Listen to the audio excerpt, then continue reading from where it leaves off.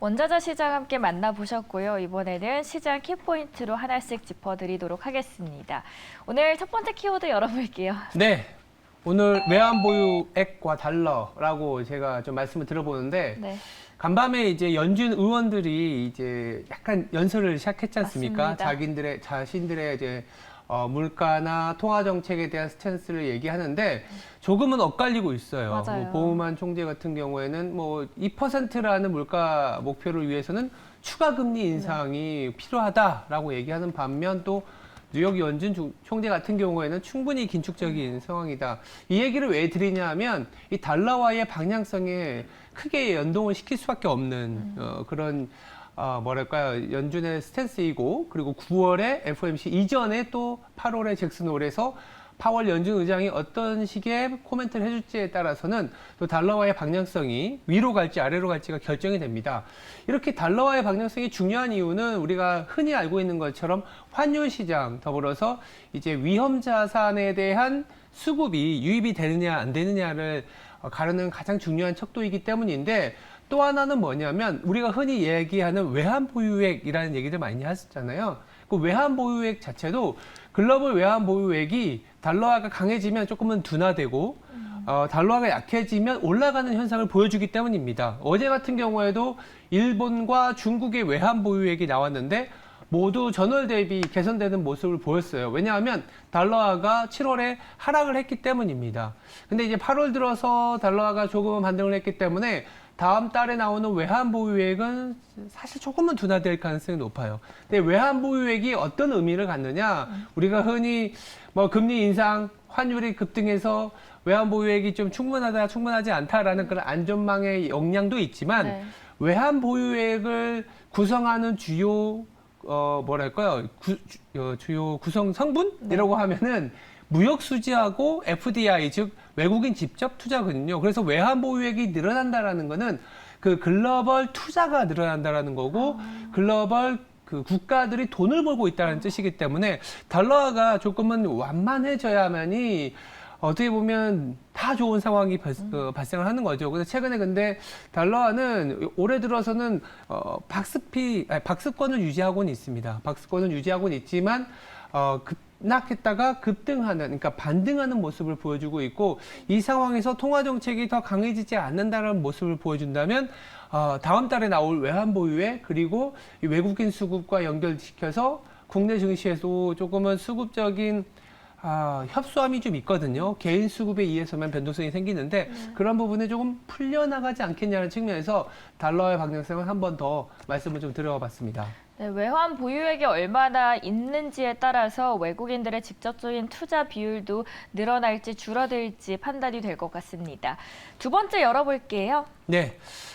글로벌 경기와 관련된 얘기를 좀 드려보겠는데요. 이제 OECD에서 매월 글로벌 경기 선행지수를 국가별로 그리고 전체 글로벌 경기를 나타내는 지표를 발표를 합니다. 이게 지난주 후반에 주말에 나왔고 다시 한번 업데이트 돼서 말씀을 드려보면 지난 11월에 글로벌 경기는 저점을 찍었어요. 네. 그리고 지금 8개월 정도 가파르게 그리고 완만하게나마 전 세계의 어떤 글로벌 경기가 좀 훈풍을 불고 있는 모습이 나타나고 있습니다. 글로벌 경기 선행지수가 올라가고 있다라는 거는 아까 외환 보유액을 다시 끌어서 말씀드리면 외환 보유액이 늘어나고 있다라는 부분이고, 그러면 뭐라 그럴까요?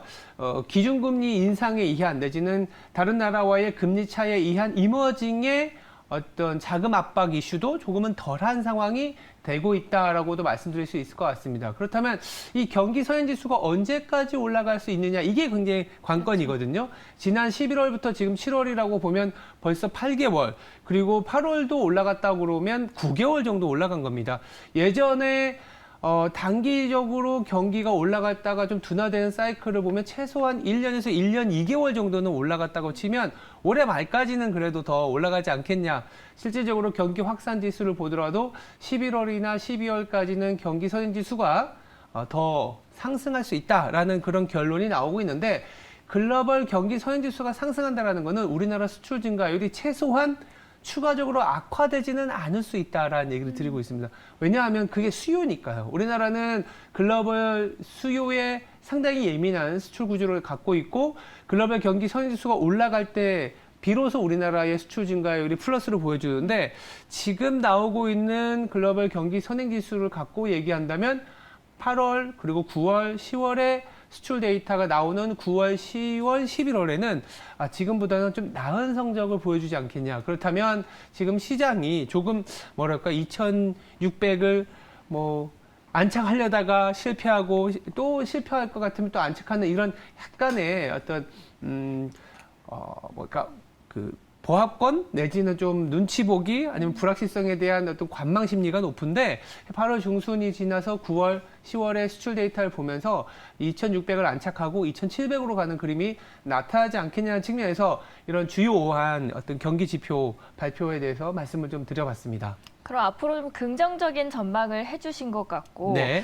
마지막으로 한국 증시 어떻게 대응을 하면 좋을까요?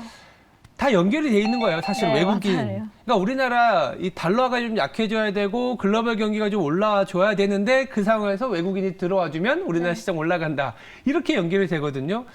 어제 같은 경우에는 하루이긴 했지만 이 코스피 쪽으로 외국인이 좀 다시 들어왔어요. 한 2,800억 정도 순매수를 보여줬는데 그동안 이제 양시장에서 매도로 일관했었던 게 외국인이었고 특히 8월에 들어서 계속적인 매도 압력을 갖고 가면서 시장이 조금 흔들리는 모습을 보여줬는데 비록 어제 같은 경우에는 코스닥에서는 한 2천억 가까이 외국인이 매도가 나왔습니다만 코스피로는 이제 외국인의 매수가 들어오면서 어제 시장 성격이 조금은 바뀌는 모습이 나타났어요. 어제 하루만 놓고 본다면 약간 코스닥 2차 전지 쪽에서는 이 쇼패팅 했던 게 거들어진 게 이제 거의 좀 마무리되다 보니까 이 조금 수급적으로는 공백이 생기는 영향이 좀 있었고요.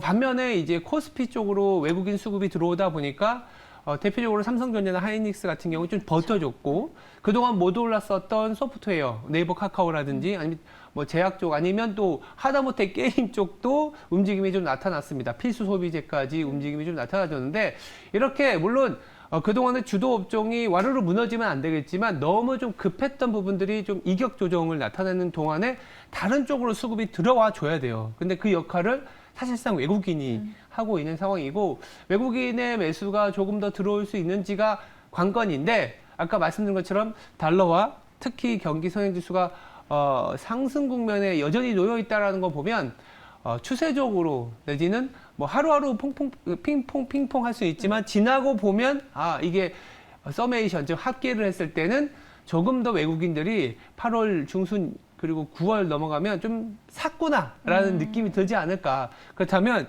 지금 어떻게 보면 당장 2,650에서 조금 허들을 느끼고 있는 시장인데 이 허들을 다시 한번 넘어서려는 모습에 그 주체가 외국인일 가능성이 높지 않겠냐라는 측면을 좀 말씀을 드려봤습니다. 나무로 봤을 때는 외국인들이 들어오고 나가고가 변동폭이 크다라고 느낄 수 있겠지만 전체적인 숲을 봤을 때는 외국인들의 흐름이 계속 들어오고 있다, 유입되고 있다라고 해석을 해주셨습니다. 네. 오늘도 이렇게 세 가지 키포인트로 요약을 해드렸고요. 이어지는 월거일부에서 더 자세한 이야기 들려드리도록 하겠습니다.